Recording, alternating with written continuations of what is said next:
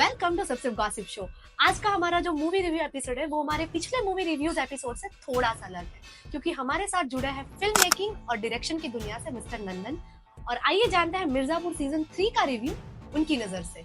कैसे है mister Nandan? First of all, thank you so much for inviting in the Sip Sip Gossip show for a review of Mirzapur, one of my favorite series of all time. Thank you so much sir.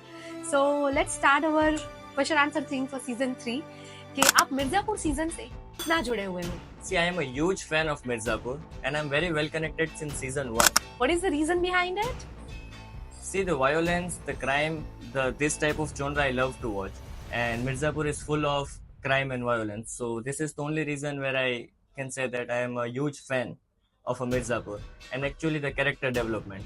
All the characters have been developed so well since season 1 to season 3. Which character you love the most and why? There are so many characters in season 1 and season 2 and some of them are really so good, but still ultimately the Akhandanand Tripathi is the only one who rules the season. कालीन भैया Yes. of course. Season 1 and season 2 के compare में बहुत सारे लोग season 3 को ओकेश बोल रहे हैं. What is the reason behind it? See, season 1 and season 2 was so catchy and interesting till last episode and every character was so strong on screen. And season 3 is more about introducing unrequired characters. कोई भी main character power में show नहीं कर रहे हैं. And Mirzapur में लोगों को ज्ञान नहीं चाहिए, सिर्फ वायोलेंस और पावर देखना है. एब्सोल्युटली गुड्डू भैया. So this is the only reason कि सीजन 3 थोड़ा ठंडा पड़ गया या फीका पड़ गया. मेन कैरेक्टर्स ही सीजन में नहीं रहे, लाइक मुन्ना भैया जिनकी वजह से सीजन चालू हुआ था, त्रिपाठी जो हमारे हैं कालीन भैया, उनकी वजह से ये सीजन और चार्मिंग बन सकता था जो नहीं बन पाया. और इसमें ऐसा लग रहा है जैसे केमियो एज अ रोल किया हो. तो मुन्ना भैया was the centre of Mirzapur and suddenly season 3 की फर्स्ट फ्रेम में ही इज डेड. तो ये कहीं ना कहीं मुन्ना भैया के जो फैंस है उसको थोड़ा अनसेटिस्फाइड लगा होगा कि सीधा ही सीजन 3 चालू होते ही is no more. And yes absolutely Kaleen भैया एक थोड़ा केमियो साइड है बिकॉज टिल लास्ट एपिसोड आखिरी के 5-7 मिनट में the king of Mirzapur, the actual king of Mirzapur Akhandanand Tripathi active होता है लास्ट एपिसोड में, वो भी 5-7 मिनट के लिए. तो इधर किधर कहीं ना कहीं थोड़ा बोरिंग हो गया हो जाता है क्योंकि 1 से 9 एपिसोड तक आप कोई भी मेन कैरेक्टर शो नहीं कर रहे, सिर्फ गुड्डू और गोलू पे पेस चल रहा है पूरा. एंड सडनली 10th एपिसोड में एक्टिव हो रहे हैं. Of course because the whole season is about कुर्सी का खेल. Yes. और सबको ऐसा लगता है कि यार अब तो गुड्डू के हाथ में कुर्सी आएगी या शरद शुक्ला के हाथ में आएगी, पर कुर्सी बेसिकली सीजन 2 का एंड इसी हिसाब से दिया कि कालीन भैया is still alive. Oh yes. ये मेन क्रिस्ट क्या था सीजन 3 के लिए, इतना मोस्ट अवेटेड सीरीज क्यों था? कालीन भैया अभी जिंदा है, बट जिंदा तो वो तो सीजन 3 के एकदम लास्ट एपिसोड में 7 मिनट में दिखाया कि वो जिंदा है. 1 से 9 एपिसोड थोड़ा बहुत बोरिंग हो जाता है. So sir, what do you think about the cast performances in season 3? See, overall all the characters have performed so well and amazing. The storyline was slow and boring. Otherwise, actors have done so fantastic, so good. Okay. Each and every character. I mean, Guddu है, फिर बीना त्रिपाठी का role हो गया, JP Yadav का role हो गया, अखंडानंद का भले कम रोल है, बट जितने भी एक्टर्स है, they have done fantastic well. True. Storyline was कहीं ना कहीं ऐसा लग रहा था कि कुछ छूट रहा है. गुड्डू इसमें ज्यादा वायलेंस नहीं दिखा रहा है, गोलू की बुद्धि नहीं यूज हो रही है. Mirzapur is again all about violence. वो ही कम है, पावर वो भी कम है.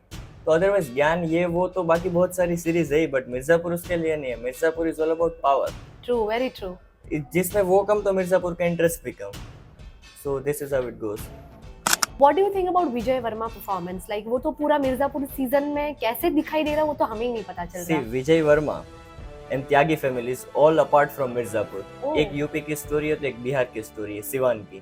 सो उन लोग का तो पूरा अलग ही fan base. Even when I was watching the Mirzapur मेरे दिमाग में बहुत सटल इमेज उन लोग कि वो तो बहुत अलग है, हम त्यागी है, हम त्यागी है. वो बार बार ये रिपीट करते हैं कि हम त्यागी है. तो वो त्यागियों का तो एक अलग ही फैन बेस पूरा छाया हुआ है. छोटे बड़े जो सबसे बड़ा ये सस्पेंस दिया गया था कि बड़े जिंदा और छोटे मर गए, जबकि छोटे जिंदा बड़ा मर गए. तो ये भी एक बहुत इंटरेस्टिंग फैक्ट डायरेक्टर ने उधर छोड़ा है कि दोनों ट्विंस और ये ऊपर नीचे हो गए हैं. Exactly. तो उस हिसाब से सीजन 3 में विजय वर्मा का performance is so good, He changed himself, like literally he changed himself. I was like कि भाई इतना सीरियस कैसे हो सकता है? Oh, that's superb. और वो जो डिफरेंस दिखा ना, जबकि ट्विंस मतलब विजय वर्मा तो एक ही कैरेक्टर है ना जो बोथ प्ले कर रहे हैं, बट वो दोनों को जिस हिसाब से प्ले कर रहे हैं, कभी छोटे कभी बड़े, अंदर से वो छोटे बाहर से वो बड़े. तो वो जो एक एक्टर के लिए प्रोसेस होती है दो कैरेक्टर एक साथ प्ले करने की, Vijay Verma is literally absolutely well. I loved his performances. Like last मैं कुछ जितने भी मूवीज देख रही हूँ मुझे पर्सनली वो पसंद आने लगे हैं. बहुत सारे लोगों ने सीजन को बहुत ठंडा और कोल्ड बताया है. दे आर सेइंग कि यार डायरेक्टर इस सीजन को बहुत लंबा खींच रहे हैं. And what is the reason behind it? Yes, public reviews पर काफी हद तक सही है, क्योंकि ये सीजन 3 पूरा 5 एपिसोड में भी खत्म किया जा सकता था.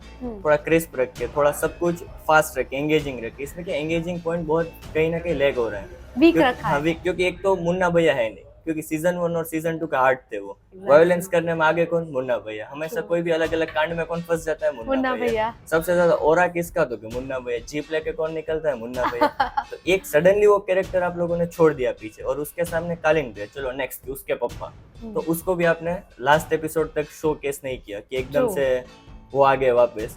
तो कहीं ना कहीं यही त्रिपाठी थोड़े पीछे हट गए, तो थोड़ा सीजन का पेस भी थोड़ा स्लो हो गया. Guddu and Sharad, again this season was totally based on them.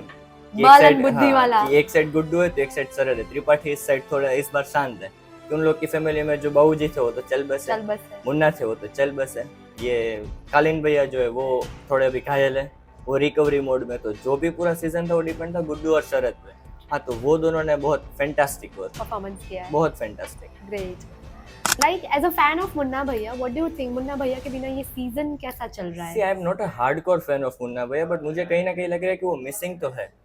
Season 1, 2 और 3 में जो खालीपन दिख रहा है वो कहीं ना कहीं उसका जो टेस्ट जो था, उसका जो एक वो 4-5 लोग एक साथ आते हैं, वो कॉलेज में एंट्री लेते, तो वो कहीं ना कहीं मिसिंग है. क्योंकि गुड्डू फिर एक्स्ट्राऑर्डिनरीली स्ट्रांग दिखा है कि चलो वो गुड्डू आ गया स्क्रीन के ऊपर, बट वो मुन्ना भैया का जो चार्म था, जो सार्काज्म था, वो कहीं ना कहीं मिसिंग है.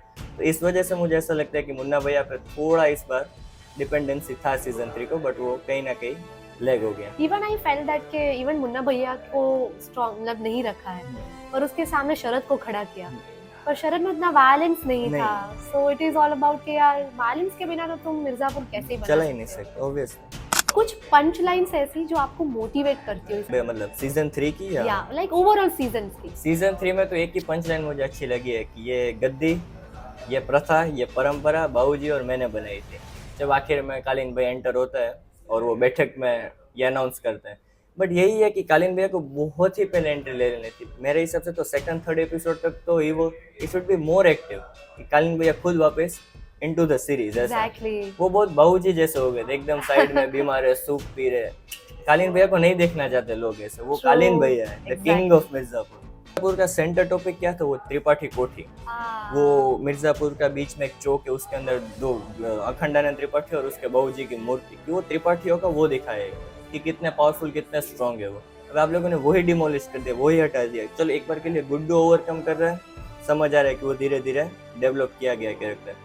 बट बाकी सारा आजू बाजू के लाला को मार दिया. लाला वो उसमें सबसे बड़ा ड्रग लॉर्ड का वो था, उसको जेल में वो पेंसिल से मार दिया. That is too bad. ये थोड़ा वो लगा. What about the CM role, like जिन्होंने CM का मुन्ना भाई की जो वाइफ रह चुकी थी? सी, एक चीज आपने पता नहीं शायद ऑब्जर्व किया नहीं, सीजन 3 थोड़ा वुमन एम्पावरमेंट के साइड है. एट लास्ट सीजन खत्म होते होते सारी womens are on the top. थोड़ी थोड़ी एक्टिव कर दिया कि सीजन 4 में उसको और ज्यादा अच्छे से लॉन्च कर पाए. सीएम का रोल जो है वो एक वुमन प्ले कर रही है. गुड्डू भैया की जो बहन है वो सारे फाइल खोल के उधर तक पहुंच गई है. फिर शरद की अभी जौनपुर से कौन है? कोई भी नहीं है. शरद को भी मार दिया, सिर्फ उसकी मम्मी एक ही जो अभी जिंदा है. फिर गोलू हो गई. तो सारी वुमेन्स धीरे धीरे धीरे धीरे पावर टेक ओवर कर रही है. ये कहीं ना कहीं मुझे लगा कि सीजन 4 में ये वुमेन एम्पावरमेंट को बूस्ट करने के लिए अभी से थोड़ा एक प्लानिंग हो सकता है. That's so good. Like in season 4 के लिए like he is giving us good crisp कि अगर ये इस पे फोकस चल रहा है तो बहुत अच्छी तरह से चल रहा है. क्योंकि धीरे धीरे सारे जितने अल्फा मेल से वो धीरे धीरे कहीं ना कहीं कट रहे हैं. तो अगर आप हमारे पब्लिक रिव्यू को ऐसा बताएं कि what do you feel about season 4 कि कैसा होना चाहिए और क्या होना चाहिए? सीजन 4 के लिए एक ही वर्ड है अगर तो भोकाल चाहिए. भोकाल जो वर्ड सीजन 1 में यूज हुआ था लास्ट, और वो भी त्रिपाठियों ने किया था भोकाल. तो season 4 should be like Bhokaal. एकदम वायलेंस, एकदम पावर, फिर कोई भी हो. So this is the review of season 3 of Mirzapur. and अगर आपने सीरीज देख ली है then please give your review, but do not forget to like, share and subscribe to my YouTube channel.